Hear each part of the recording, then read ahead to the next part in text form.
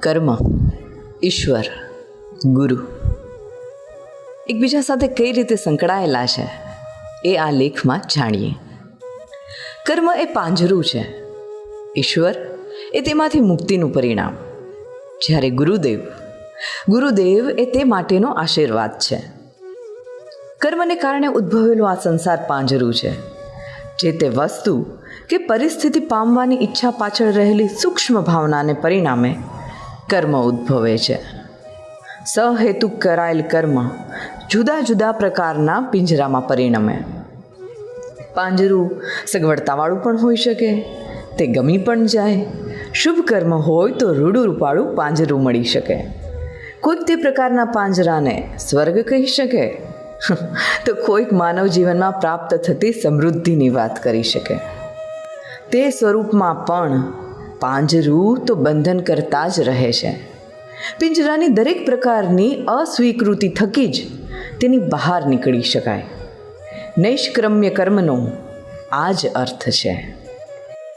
પાંજરાનું બંધન ત્યારે દ્રઢ બને જ્યારે તેના પ્રત્યે લગાવ ઊભો થાય.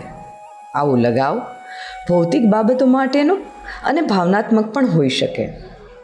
ચોક્કસ પ્રકારની માની લીધેલી સગવડ મળવાથી પિંજરા સાથે ભૌતિકતા લિપ્ત લગાવ ઊભો થાય, તો પિંજરામાં મળેલ સહવાસ સાથે લાગણીપૂર્ણ સંબંધ સ્થપાવાથી ભાવનાત્મક લગાવ પણ ઊભો થાય.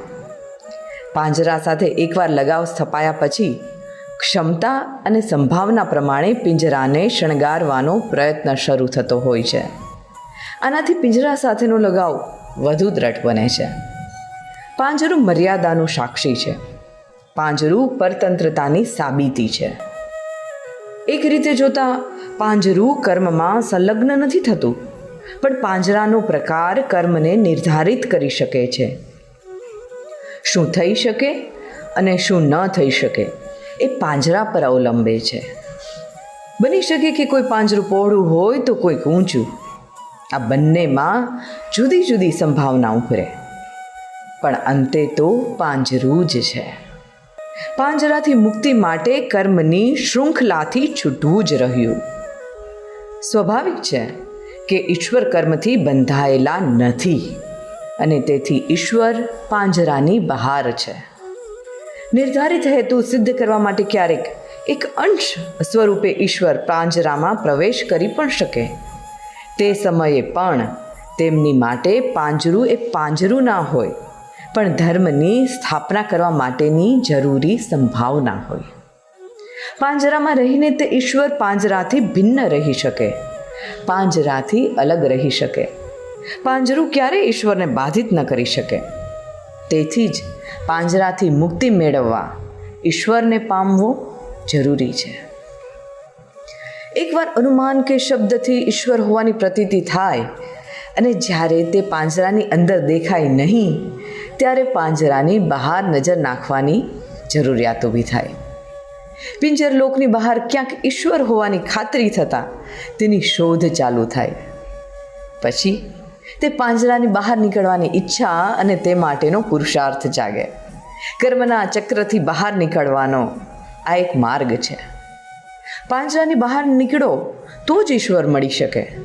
ઈશ્વર એ પાંજરાની બહારનું સ્થાન છે, પાંજરાની બહારનો આશરો છે.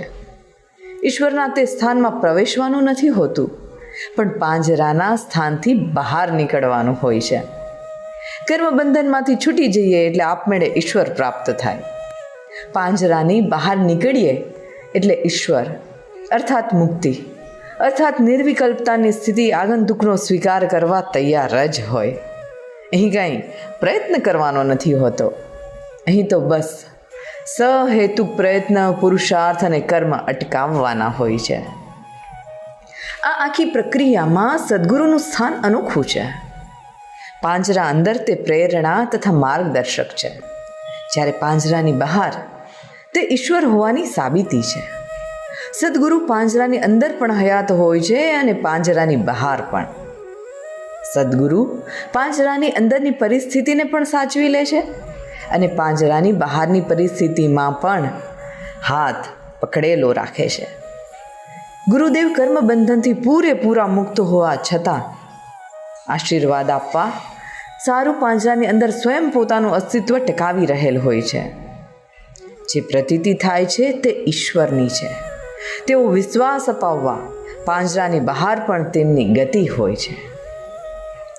કર્મ બંધન છે અને ઈશ્વર તે બંધનથી મુક્તિ છે.